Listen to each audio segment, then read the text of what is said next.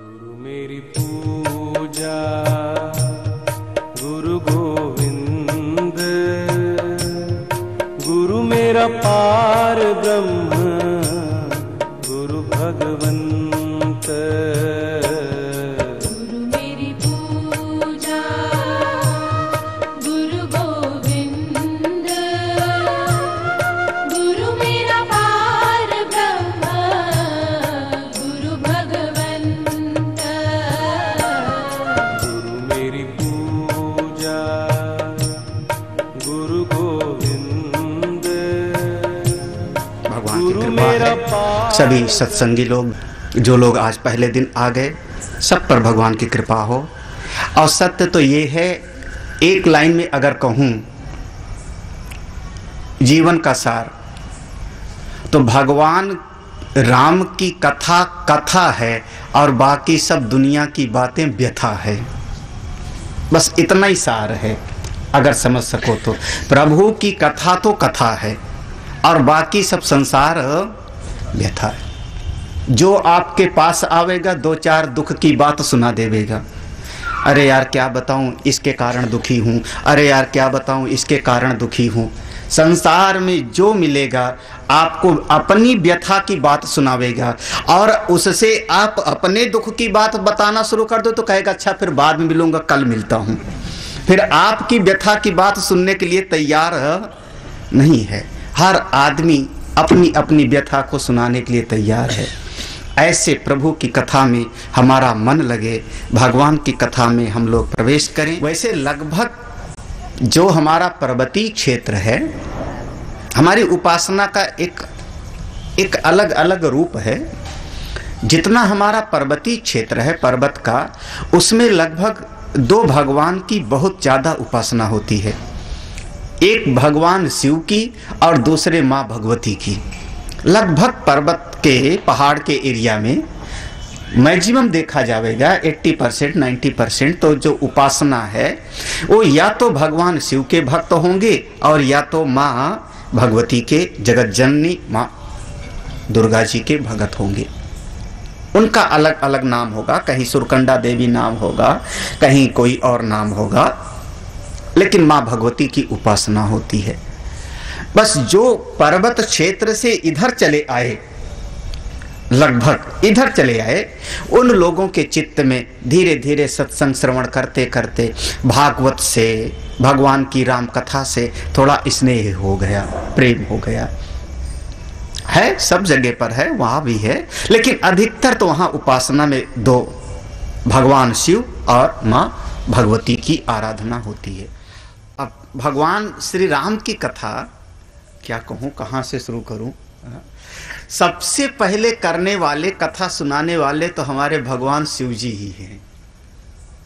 अब क्या कहा जाए, उनका नाम लिए बगैर तो कथा में प्रवेश ही कैसे हो सकता है।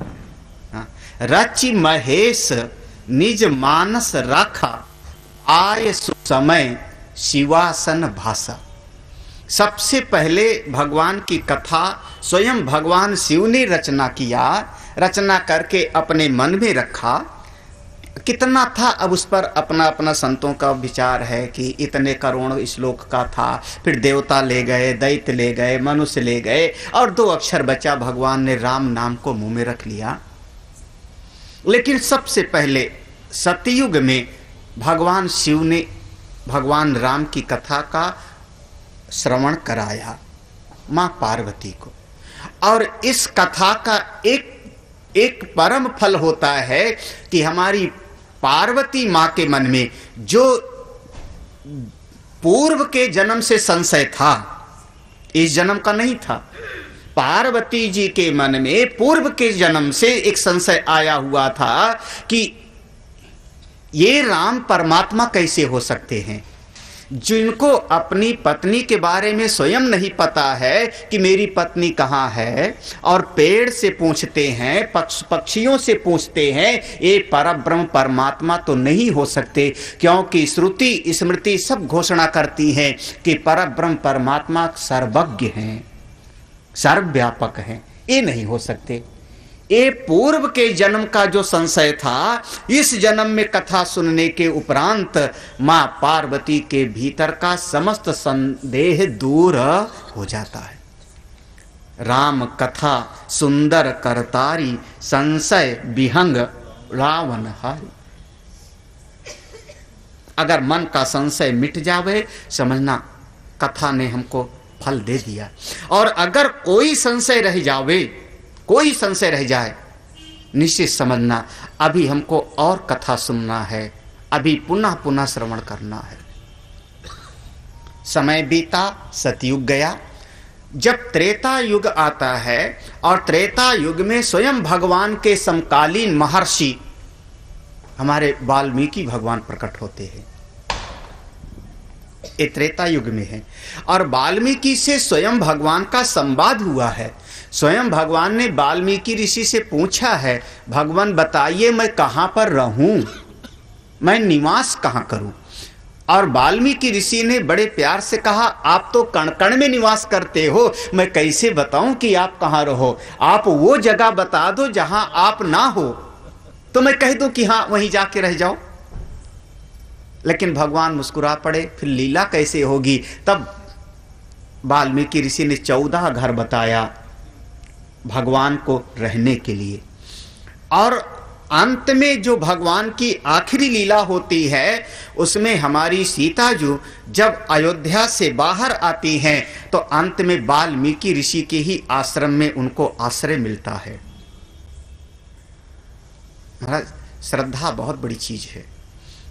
जिसकी श्रद्धा कमजोर हो जाए, समझना वो सबसे बड़ा दरिद्र है, वो सबसे बड़ा गया गुजरा जीव है। किसी को मिटाना हो, उसकी श्रद्धा तोड़ दो, उसका जीवन अपने आप नष्ट हो जाएगा। न बुद्धि भेदम जनयेत अज्ञानाम कर्म संगीत जो सयेत सर्व कर्माणि विद्वान युक्ता समाचरण। किसी की श्रद्धा को मत तोड़ो। बार बार भगवान कहते हैं, गीता जी में कहते हैं, अनेक जगहों पर कहते हैं, श्रद्धा टूट जाए समझना जीव का नाश हो जाएगा। दूसरे का कुछ नहीं बिगड़ेगा, जिसने किया उसका कुछ नहीं, वो तो कह के चला गया। लेकिन जिसकी श्रद्धा टूटी उसका तो नाश हो जाएगा। हमारी सीता माँ का एक बात में इतना ध्यान देना कि हमारी सीता जो जब पंचवटी में वास कर रही थी, वहां पर महात्मा के वेश में ही रावण आया था और महात्मा समझ करके वो भिक्षा लेके आई थी। और रावण राक्षस को भिक्षा देने नहीं निकली थी, वो तो महात्मा को भिक्षा देने के लिए निकली थी। उसके बाद रावण ने अपहरण किया। उसके बाद सीता जी हमारी, उनके जीवन में दुख प्रारंभ हुआ। इतने समय तक अशोक वाटिका कष्ट, लेकिन इसके बाद भी संत के ऊपर से श्रद्धा उनकी नहीं टूटी है। आप कम से कम इतना तो समझो। आजकल हमारे कलयुग के प्राणी, जरा सा कोई महात्मा 2 रुपया मांग ले हुए तो श्रद्धा टूट गई। कितना कमजोर है हमारी श्रद्धा। अब उसके बाद तो एक दृष्टि से देखो तो सीता जी की श्रद्धा खत्म हो जानी चाहिए महात्मा पर से, लेकिन नहीं। वो सीता जी, उनको अंत में आश्रय संत के ही आश्रम में मिलता है। वही वाल्मीकि ऋषि उनको अपने आश्रम में शरण देते हैं, वहां रहती हैं निसंकोच भाव से। और अंतिम स्थिति यहां तक होती है कि वो महर्षि वाल्मीकि को साधारण मत समझिए, बेटा तो एक ही पैदा हुआ है, पुत्र एक ही पैदा हुआ है हमारी सीता जी के, लव जिसका नाम रखा है। लेकिन जैसे रोज समिधा लाने के लिए जाया करती थी, कंद मूल फल कुछ, एक दिन बालक को लेकर के सीता जी खुद चली गई। रोज पालने में लिटा के जाती थी, एक दिन गोद में लेके चली गई, बालक रो रहा था। और इधर से महर्षि वाल्मीकि ऋषि आए, देखा पालना खाली है, पालने में बालक नहीं है। अरे अरे, अभी वो मेरी बेटी आएगी, उसका बेटा कहाँ गया, उसका बच्चा कहाँ गया, अभी वो रोएगी। ऐसा लगता है कोई हिंसक पशु आया, भेड़िया आया, बाघ आया, बच्चे को पालने से उठा ले गया। चित्त में डर लगा, मेरी उस पालित कन्या को दुख न मिले, सीता को तकलीफ न हो, बहुत दुख उठाया उसने। तब वो जल्दी से जो कुश है आसन का, उसी कुश से एक आकृति बनाई, रूप बनाया, और रूप बना करके पालने में रख दिया। और पालने में रख करके जल ले करके अभिमंत्रित करके छींटा मारा और वो जीवित हो जाता है। और चेहरा मोहरा हूबहू ज्यों का त्यों, जैसे पहले का बच्चा वैसे खेलने लगता है। कितना तपोबल रहा होगा। इस एक घटना से आप कम से कम इतना विचार करें। इधर हमारी सीताजू जब फल आदि लेके अपने बालक लव को लिए हुए आश्रम में आई तो देखा लिटा दूं अपने बच्चे को, तो पालने में दूसरा बच्चा लेटा है। अब दौड़ी दौड़ी गई महर्षि के पास में, भगवान वो पालने में दूसरा बच्चा लेटा है, वो कौन? अरे ऋषि तो समझ गए तुरंत क्या घटना हो गई, वो तो समझ गए। उन्होंने कहा बेटी वो भी तेरा ही बेटा है, उसको भी ले लो, उसका नाम है कुश। और इस तरीके से हमारी सीताजू के आप दो पुत्र कह सकते हो, लव और कुश। साधारण नहीं है। और वाल्मीकि ऋषि के मन में भाव आता है कि मैं भगवान राम की कथा करूं, क्योंकि बिना प्रभु की कथा किए महाराज वाणी हमारी पवित्र नहीं होगी। वाणी गुणानुकथने, कान से जब सुनते हैं हमारे कान पवित्र हुए, वाणी से प्रभु की कथा करते हैं वाणी पवित्र होती है।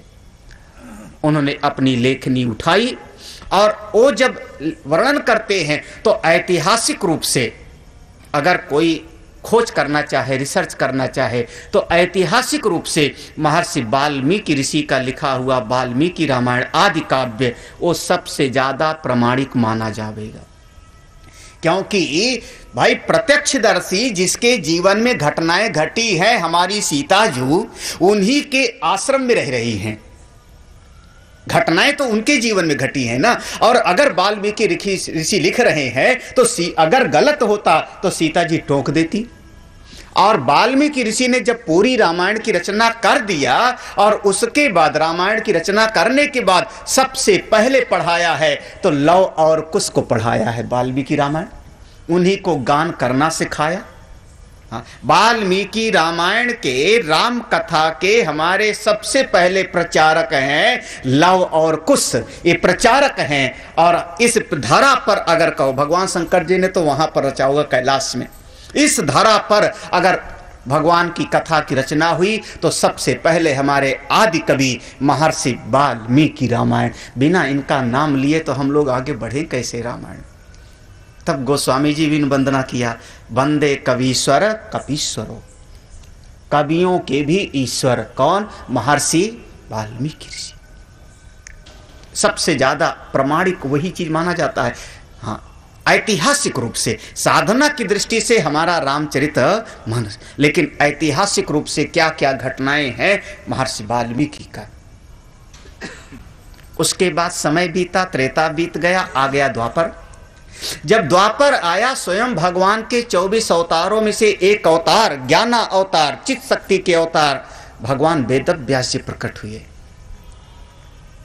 उनके हृदय में भाव आया, ठीक है मैंने वेदों का संकलन किया, महाभारत की रचना कर दिया, 18 पुराणों की रचना कर दिया, ब्रह्मसूत्र की रचना कर दिया, वो सब ठीक है, लेकिन जब तक प्रभु श्री राम की कथा न करो तब तक चित्त में उतना आह्लाद आनंद आता ही नहीं। मैं भी भगवान की कथा लिखूं। महर्षि वेदव्यास जी ने जब भगवान की कथा लिखना शुरू किया तो स्वामी जी ने अभी उसका जिक्र किया, वहां से मुझको याद आ गया, नाम रखा अध्यात्म रामायण। महर्षि वेदव्यास पूरा का पूरा भगवान की कथा है। और कई बार जब हमने देखा तो जहां तक मेरी समझ आती है कि गोस्वामी जी महाराज हमारे भगवान वेदव्यास जी से बहुत ज्यादा प्रभावित हैं। लगभग बहुत सारे प्रसंग ज्यों के त्यों अध्यात्म रामायण के रामचरितमानस में हैं, लगभग काफी प्रसंग। और यहां तक कि बहुत सारे अध्यात्म रामायण के श्लोक ऐसे हैं, ऐसे ऐसे श्लोक हैं अध्यात्म रामायण के कि जिनका हूबहू अनुवाद रामचरितमानस में है। अभी स्वामी जी ने एक श्लोक पढ़ा था, सुखस्य दुखस्य कोपि न दाता, कोई सुख और दुख देने वाला नहीं, मैं करने वाला हूं ये भी वृथा अभिमान है। गोस्वामी जी ने हूबहू अनुवाद कर दिया, को न को सुख दुख कर दाता, निज कृत कर्म भोग सुन प्राप्त। ज्यों का त्यों बहुत सारे अध्यात्म रामायण से गोस्वामी जी बहुत ज्यादा प्रभावित हैं और बहुत सारे प्रसंग ज्यों के त्यों मिलते हैं। इसलिए नाम है अध्यात्म रामायण। साधना की दृष्टि से सटीक। समय बीता, देखो सतयुग में भगवान शिव जी ने, त्रेता में हमारे महर्षि वाल्मीकि ऋषि, द्वापर में भगवान वेदव्यास जी, समय आया कलयुग, और कलयुग में अभी बहुत ज्यादा समय नहीं हुआ, हमारे प्रकट होते हैं इसी धरा पर हमारे गोस्वामी तुलसी दास जी महाराज। एक बात तो समझ में आता है